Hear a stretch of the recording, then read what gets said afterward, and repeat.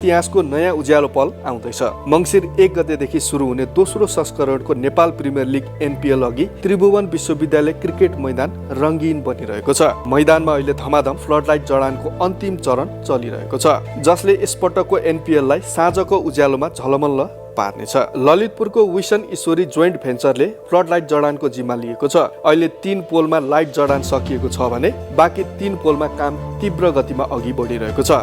कुल 6 पोलमा 420 वटा लाइट जडान हुनेछन्, जसमा प्रत्येक पोलमा 70 वटा लाइट जडान रहनेछन्। मङ्गलबारदेखि भारत र नेपालका प्राविधिकहरू मिलेर टोलीले निरन्तर काम गरिरहेका छन्। कम्पनीले शुक्रबारसम्म सबै पोलमा लाइट जडान र एमिङ फोकस मिलाउने काम सक्ने लक्ष्य लिएको छ।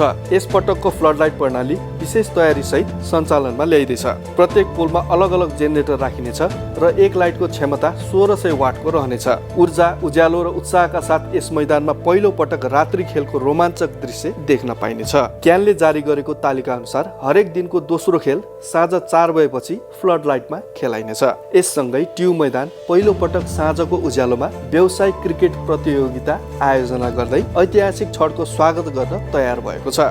एनपिएल सुरु हुन 4 दिन मात्र बाँकी छ र ट्यु मैदान अहिले साँच्चीकै क्रिकेटको उत्सव स्थलमा रूपान्तरण